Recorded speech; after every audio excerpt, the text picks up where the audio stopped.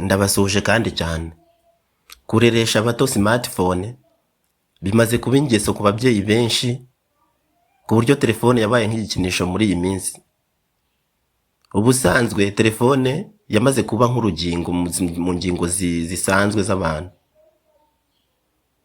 Ariko iyo ikintu cyiswe ingeso, burya kiba cyamaze kuba ikintu kitifuzwa cyangwa kidakenewe mu muryango mugari w'abantu.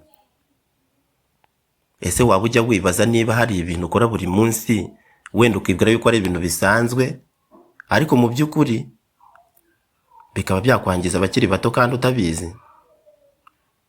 Ababyeyi benshi bakunda abana babo, nibyo kandi ni byiza, ariko nyamara hari amakosa ababyeyi dukora tutabizi tukabifata nk'aho ari ibintu bisanzwe gusa, bikarangira bigize ingaruka zikomeye cyane ku mikurire y'abakiri bato, by'umwihariko abana. Uyu munsi reka turebe ku bintu bitatu bikunze gukorwa n'ababyeyi benshi muri rusange bishobora kwangiza abakiri bato, haba ku mitekerereze, mu myitwarire ndetse no ku hazaza habo. Bigarukwaho n'abashakashatsi batandukanye, by'umwihariko Jonathan Haidt mu gitabo cye yise The Anxious Generation abivuga gutya muri aya magambo: guha umwana ubwisanzure bukabije kuri telefone, iyo tuvuga telefone ni smartphone, bishobora kumugira umunyantege nke cyane cyane mu mitekerereze, akazakurana ikibazo kandi wenda ababyeyi twumvaga ari ibintu bisanzwe. Reba iyi video kugera ku musozo wayo, hanyuma dukomeze tuganire. Iyi ni Isaac Inspire TV, njyewe ndi mwarimu Isaac. Wibuke gukora subscribe niba utarayikora, dukomeze iki kiganiro kugera ku musozo wacyo. Ikintu cya mbere ni ukutita ku bato ngo ubahe umwanya uhagije. Ikintu cya mbere ni ukumarana umwanya mutoya n'umwana wawe. Yego, umwana ushobora kumugurira imyenda myiza cyane, ukamujyana ku ishuri ryiza ribengerana nka rimwe mu mashuri abarizwa mu murenge wa Byimana. Ariko niba umwana wawe utamuhaye umwanya uhagije, hari ikintu cy'ingenzi burya babuze mu buzima, akaba abuze ikintu gikomeye utari ubizi. Umwanya ni ingenzi cyane. Abana ntabwo bakeneye ibintu gusa muri rusange, ibikoresho, imyambaro, ibyo kurya nabyo barabikeneye, birumvikana, ariko bakeneye attention yawe kuri bo. Iyo umwana ahora kubona wibereye kuri telefone, uri mu kazi kaguheranye nta guhumeka, cyangwa wenda uhugiye mu bindi bintu runaka, ibiduhuza ni byinshi biri hirya no hino. Muri we atangira kumva yuko atari uw'ingenzi kuri wowe, kuko wamuhaye agaciro gaciriritse ugereranije n'ibyo wibereyemo. Ibi bishobora gutuma agira agahinda cyangwa kwigunga, agatangira gushaka urukundo ahandi hantu, nko ku nshuti mbi wenda birashoboka. Ibi bintu ushobora kuba wazabyicuza wenda bitagikunze kubigarura, wenda uri muganyira umuhisi n'umugenzi ngo baguhanure ngo umwana yanze iwabo kandi bakize cyane. Nibyo, hari ibintu byinshi bitandukanye byiza, ariko umwana yabuze abantu, by'umwihariko yabuze ababyeyi, kandi burya ababyeyi n'indasimburwa, barenze ibindi bintu byose warata. Urugero, umwana aje kukubwira yuko umunsi we wagenze nabi, wenda uratashye, umwana aje gusanga wenda mugenzi we bigana ku ishuri yamubwiye nabi, cyangwa yamwangirije igikoresho nubwo cyaba igipupe, kuri we gifite agaciro karuta imodoka. Wowe wibereye kuri WhatsApp urimo chatinga, ukamubwira uti tegereza gato bebe ndaje, ugiye hariya ndaje mu kanya. Iyo ndaje ku mwana ishobora kumubabaza kurushaho, yenda bikarenga uko ubitekereza, kuko we yagutegereje umwanya uhagije guhera igihe yahuraga n'ikibazo. Yahise abwira abo bagiranye ikibazo ati papa cyangwa mama naza ndabimubwira, kandi arakumerera nabi. Kuri we papa cyangwa mama burya uri nk'Imana. None agize amahirwe uratashye, umwakirije yandevu, uri kumwakiriza randevu ya mukanya. Igisubizo kuri iki kintu, ujye ugira igihe cyihariye cyo kuganira n'umwana wawe buri munsi, umugenera umwanya runaka. Kureka telefone mu gihe muganira byaba byiza, chat ukazisoreza ku irembo utarinjira mu rugo, ahubwo ukinjira mu rugo witeguye kwakira no kwakirwa. Mwereke ko ibyo we avuga bifite agaciro cyane, wimutera ibitugu hari ngo umwumva ugenda. Akeneye kumwumva kandi ukamuha agaciro gakwiye, na Mesiya yahaye abana agaciro. Guha umwana telefone ngo imurere, iki ni ikindi kintu cya kabiri kibi cyane. Iki kintu giteje inkeke mu buryo wenda ababyeyi tudatekereza cyangwa ngo duha agaciro. Guha umwana telefone, smartphone, kugira ngo yenda tumufashe gutuza. Kureresha umwana telefone bimaze kuba ingeso ababyeyi benshi bamaze kwadukana. Telefone yabaye nk'igikinisho muri iyi minsi. Ubusanzwe burya wibuke, iki niyo cyiswe ingeso, ntago kiba cyabaye ikintu cyiza. Kiba cyamaze kuba ikintu kitifuzwa, kidakenewe mu muryango mugari w'abantu. Uretse ko kuba yenda mu miryango telefone itarera umwana, noneho bisa nabi kurushaho cyane iyo uteraniye nk'ahantu runaka bakunda guterana basenga. Wagiye gusenga ugasanga itsinda ry'abana bahawe smartphone n'ababyeyi babo barimo birebera ibitente bakoze itsinda, bigasa nabi iyo bari gusenga cyangwa wenda barimo bigisha ku babyeyi. Ababyeyi baba bajyanye abana gusenga, ntabwo ari ukubereka ibitelefone aho basengera, birumvikana. Ni ikosa rikomeye kujyana umwana gusenga cyangwa ukamujyana aho basengera aho kumwitaho nk'umubyeyi, ahubwo akitabwaho na smartphone. Ariko mu by'ukuri tuvugisha ukuri, smartphone igenewe abana. Uretse na smartphone n'agatelefone gato, burya ntabwo ari ak'umwana. Smartphone rero irimo internet yo ni ibindi. Akora hano cyangwa hariya, ibintu bigahuruduka bikitura imbere ye, umwana agahinduka urangaye cyane kandi akarangarira aho yakwiye kuba atarangarira. Hari n'abaziha abana yenda ngo bafate video, ugasanga telefone yikubise hasi, ugasanga acyuye imyasi ya telefone kandi bitari biri muri gahunda yamujyanye. Smartphone ntabwo ari zo kurera abana. Uyu mwana watojwe nabi gutya azakura yumva wenda hasengerwa Imana nta gaciro kaho, ahubwo haryohana no kwirebera ibitente muri telefone. Ababyeyi dukwiye gutoza abana bacu ibyo kubaha bakabyubaha, bitabaye ibyo twazagibwaho n'urubanza rwo kudatoza umwandu twahawe.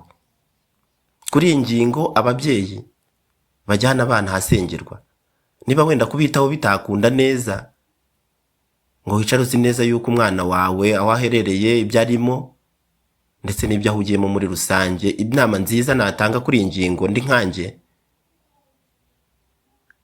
yahitamo gusiba. Ariko kandi wibuke, nta nubwo ari byiza yuko umwana aba wenyine ahantu hose, akenera umuntu mukuru wo kumuyobora. Nk'uko umenya ibitabo wajyanye, ni nako ukwiye kumenya umwana wawe. Telefone irindwe cyane, telefone ntabwo irera abana. Nibyo telefone yoroshya ibintu, birumvikana. Yego umwana wayimuha agaceceka akanatuza, akarekera kurira wenda, ariko se nibura urimo gutanga iki gisimbuza ituze? Ni ibiki ari kureba bimufasha gutuza muri rusange? Ibyo ubwabyo birangiza. Iyo umwana amara amasaha menshi kuri telefone, ubwonko bwe ntabwo bukura neza, ujye ubimenya. Agira ikibazo cyo kutita ku bintu, nta attention agira, cyo bita attention mu Gifaransa. Ashobora kwigana imyitwarire mibi yabonye kandi yayibonye online. Hari n'igihe umwana wenda atangira kuba addicted. Addicted ni kwa kundi umuntu atwarwa n'ikintu, aho kugira ngo wenda abe yafata umwanya wo gukina n'abandi bana, akumva yishakira telefone. Ntashaka gusoma ibitabo cyangwa amakayi kandi agomba kwiga, kandi umwana ntabwo yigishwa na telefone. Ahubwo akifuza screen ya telefone gusa, ahora yifuza wenda kunyereza agatoki abyonda muri telefone, kandi smartphone si igikinisho. Hari igisubizo kirambye rero kuri iyi ngingo. Ukwiye gushyiraho igihe ntarengwa cyo gukoresha telefone ku mwana. Toza abato kumenya ko ikintu cyose kigira umwanya wacyo. Ni byiza bamenye n'iryari kandi ni hehe nasabira telefone bikaba bikwiye koko. Niba n'abakuru telefone igiturangaza turabizi, hari igihe iturangaza turi bakuru. Urumva tudafite akazi gakomeye ko gukebura bato, tukabibutsa ko smartphone itarera abana. Ahubwo ugenzura ibyo umwana areba, mushishikarize gukina n'abandi bana, mushishikarize gusoma ndetse no kuganira n'abandi, nibwo akura neza bikaba byiza. Wibuke, telefone ntabwo ari umurezi w'umwana wawe. Umubyeyi niwe murezi nyakuri w'umwana. Ibindi byose burya nunabikora, ariko ujye umenya ko ari byambuza uko ngira nta kundi. Ikintu cya gatatu gikomeye kibi cyane ababyeyi bakunda gukora kandi bikaba ari ibintu bakibona nk'ibintu bisanzwe, ni ukuvuga amagambo ababaza abana. iki kintu, amagambo ubwira umwana wawe buri munsi.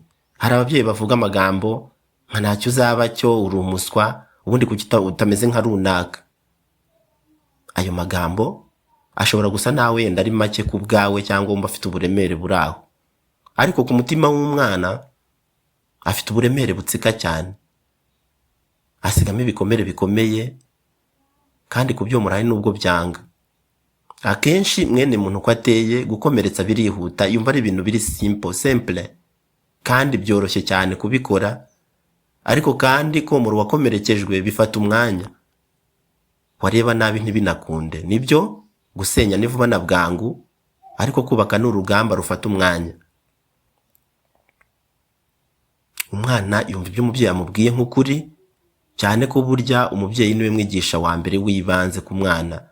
Bene ariya magambo ashobora gutuma umwana yumva yiyanze, akagira icyo bita low self esteem. Ni kwa kundi yumva atiyizera, atitinyuka, akumva atinya kugerageza ibintu bishya kubera ko umubyeyi we yamuciye intege cyane, agahora yumva ari uwo hasi gusa kubera ko yabibwiwe kenshi n'umubyeyi we. Nyamara wibuke n'izibika zari amagi. Igisubizo gikoresha amagambo yubaka, uretse no ku bato, burya no ku bantu bakuru. Hari amagambo nasomye ngo niba nta kintu cyiza wavuga ku muntu runaka, ibyiza ni ukutamuvugaho ukicecekera. Nyamara birarenga, tugataramana abandi, inkuru tukongeramo ibirungo, byaba ngombwa tukanarenza. Ni agahinda. Shima umwana wawe ku bintu byiza akora, kuko birahari akora. Ntukajye uhora ubona ibibi gusa nk'aho wenda uri umugenzacyaha waje. Gucyaha, gutesha ntabwo ari bibi, ni ingenzi cyane, kuko tubereyeho gutesha no gucyaha. Ariko guhora ushaka ibitari byiza mu bana ntabwo ari umuco mwiza watora. Ushatse ibibi wabibona hano na hariya.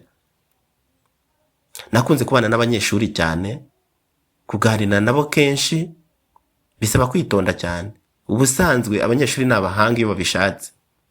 Iyo muganira barakwitegereza cyane, bakureba mu maso bagutumbiriye, kandi buri jambo ryose ubabwiye buba ari ubutumwa bufite uwo bureba, kabone n'ubwenda bataba bose.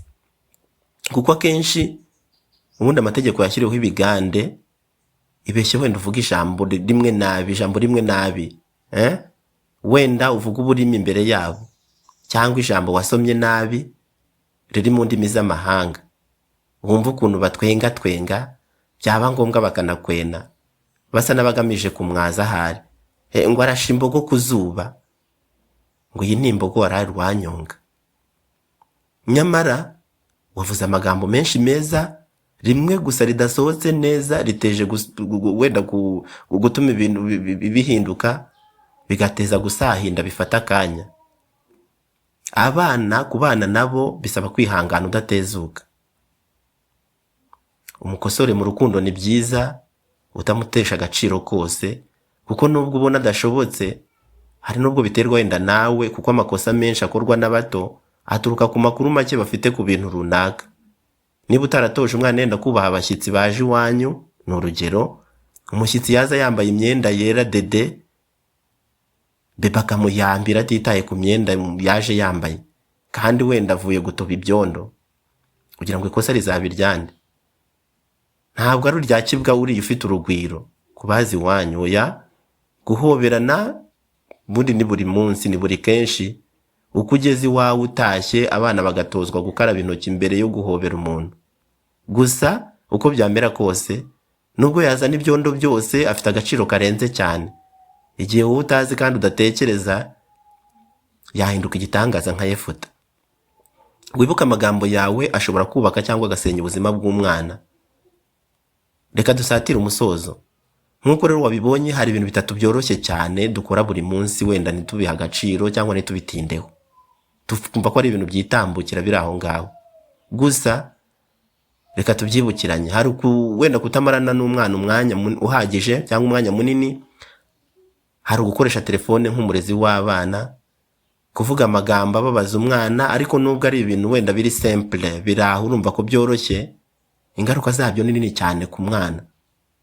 Inkuru nziza ni uko ushobora kubihindura guhera uyu munsi kandi bigakunda, ukajya wubaha ubwonko bw'umwana wawe, ukabugaburira amagambo akomeza abagenzi. umwana ni umugenzi mu rugendo rw'ubuzima, akeneye amagambo amusindagiza, amukomeza kugira ngo abashe uru rugendo, kuko urugendo rw'ubuzima ntabwo ari ikintu cyoroshye. Tangira umenye ko umwana wawe akeneye wowe kurusha ibindi byose. Ntabwo ari ibintu gusa utaha umuzaniye, akeneye urukundo rwawe, ntabwo ari screen ya telefone yirwa byonda. Akeneye amagambo yawe amwubaka. Ukwiye kurekana n'amagambo amusenya. Yego, iyi video ushobora kuba wayikunze kandi koko ni igikundiro. Ukande like, usangiza abandi babyeyi kugira ngo tubeho twungurana. Kandi biko gukora subscribe kuri uyu muyoboro Isaac Inspire TV, ujye ugerwaho n'ibiganiro nk'iki ngiki. Ndabashimiye rero bakunzi bacu, ibiganiro nk'iki nakagaruka. Mwakoze cyane kuza.